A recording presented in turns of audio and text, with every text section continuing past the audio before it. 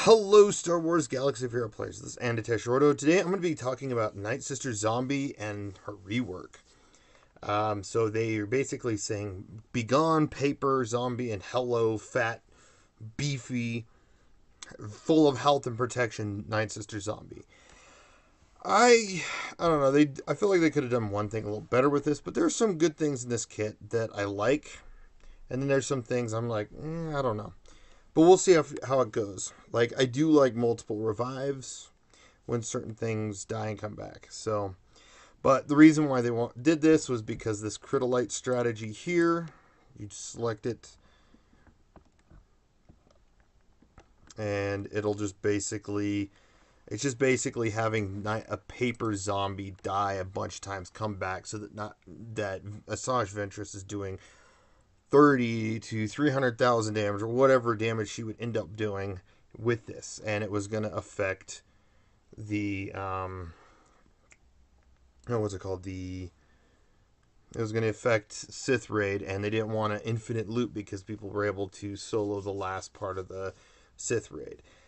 Now, if this was caught down the road, probably 6-8 months from here now, they probably wouldn't have done anything about it. But people have to test to try to figure out the best team to work in the Sith Raid. So it makes sense.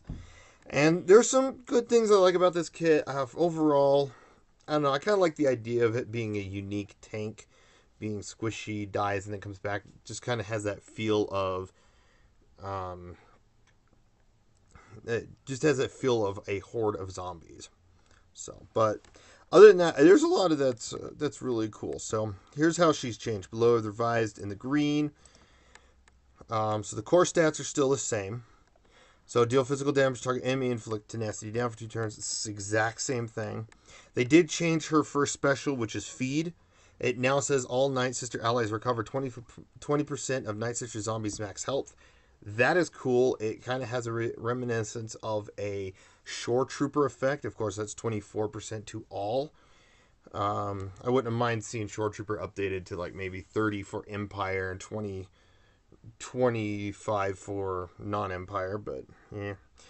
But yeah, Nightsister Zombie now heals allies, which is cool. I like that. That's one thing I do like. Even if it was still Paper Zombie, giving a light heal to, have a Nightsister versus Nightsister battle, I think it's kind of cool.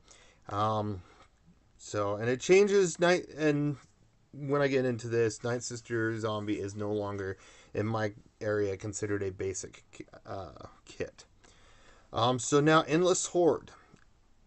Basically, this part is changed. It has not changed. What they added is if Nightsister Zombie survived damage from an enemy attack since her last turn, she gains 50% speed stacking at the start of her turn. When Nightsister Zombie is defeated, she loses 50% speed stacking.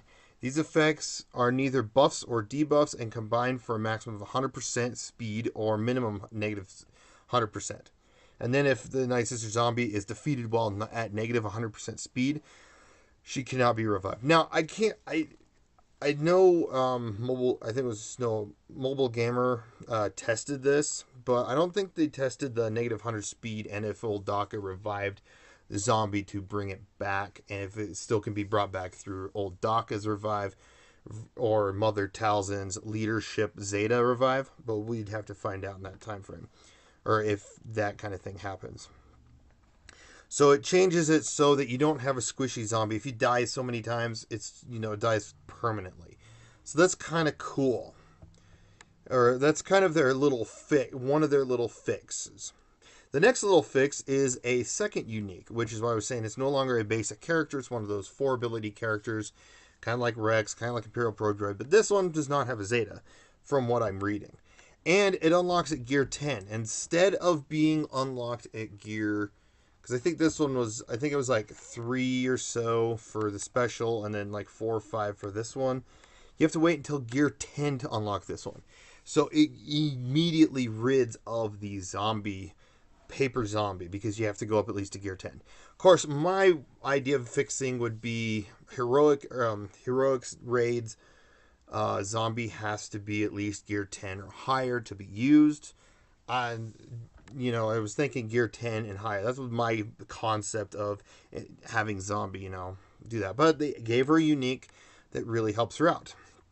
So we'll do the final text on this one.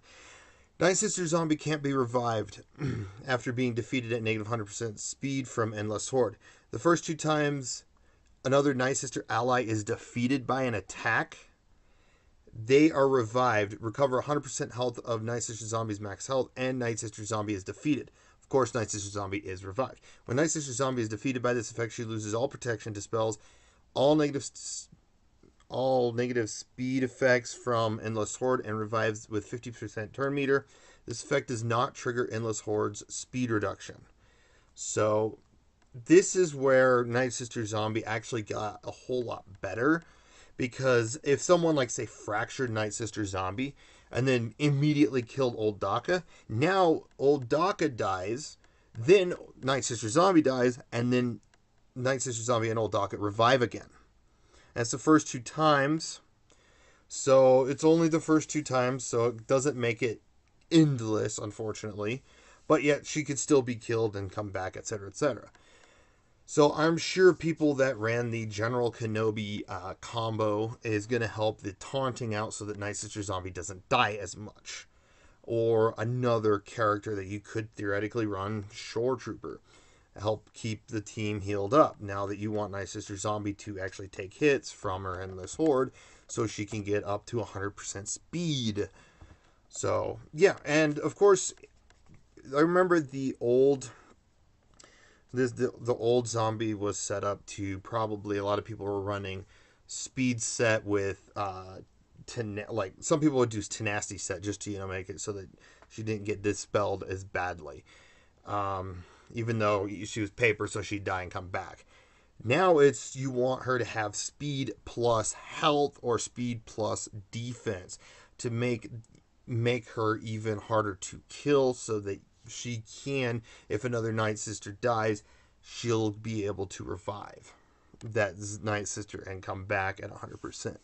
As well as her new ability and her secondary effect actually take place. So now I am actually, and me personally, I have it set up to where I think it's like gear 7, gear 6 into gear 7, no, gear 7 into gear 8.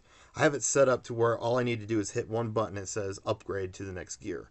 And I have it set up so that I don't see the little 1. Now I legitimately am going to be like, well, now I have to hit that upgrade now. So I'll need to get to gear 10 to get this. Now, I don't think this is going to be a Zeta. I think it's just going to be an Omega ability, which is fine. I actually like that, being able to be a Omega versus Zeta. Just gives you a basic character, the usual normal basic character, but you get an extra ability with no Zetas. That's cool. Also, if you see, there's this new ability here. That's the locked plus 50% speed. So if it attacks up twice, it's 100%. So the first and easiest notice change, we made her special ability feed provide a mass heal to Nightsisters. Couple with some other changes, we wanted to help make up for some of the power that the paper zombie strategy provided Asajj in the Sith Triumvirate raid. So we added heal to help bring up the team as a whole. So the more healthy Nightsister Zombie has, the more she'll heal for. Next, we alternated Endless Horde. We left zombies constant taunting and reviving intact, but we added some new mechanics to it. Endless Horde is now a way for Nightsister Zombie to gain speed and lose speed. If zombie is damaged and lives at the start of the at the start of her next turn, gains the stack of Endless Horde and goes 50% faster. If zombie is defeated, she loses the stack of Endless Horde, goes 50% slower, and resets. If zombie has 2 negative status endless effects, she cannot be revived. Now, with this first step is dismantling paper zombie. We make constant dying result in a useless zombie. Now we needed to make a reason to go deep in investing on zombie. Also, I think there's an extra bit of more speed you get out of gearing her up to gear 12. Not the 12 plus, because that's an extra, of course, 12 speed. But when you get up to gear 12, because I think there's an extra few speed gear pieces that you can equip. So instead of gearing it to so fast, Now you'll get it to gear 12, and she'll be super fast, especially gear 12 plus. So yeah, and if the Nightsister were difficult with to deal with previously, they will have become more difficult to defeat now that we've updated zombies. So yes, if you've been having troubles with zombies in not just PvP but also PvE with territory wars and just the arena, she just got harder. Now I will say, Imperial troopers are just going to stomp through them just because before all the paper zombies just died in one hit. It fueled Imperial troopers. Imperial troopers won't get that dying effect as much as normal, but they'll still get tons of speed and protection regeneration with Veers. So Imperial troopers, I don't see a problem with being able to defeat it. Other teams that used to can defeat it, fairly good, may have dropped a little bit, but we'd have to see what teams can and can't defeat the Nightsisters anymore. So, but then I just want to cover this. I'll put the link in the description below, so if you want to read more over this, go ahead. But that's just kind of my thoughts on the Nightsister rework. I like a lot of the rework. I do. I just feel like at first they could have tried it to where heroics, you had to have it at gear 12 or gear 10 before you can use that zombie in the raid. Just the one character. But this is another way to do it, so you don't have to add description to the raid to exclude zombie. It's just now you can make it better on your own. So other than that, thanks for watching. You guys have a wonderful day.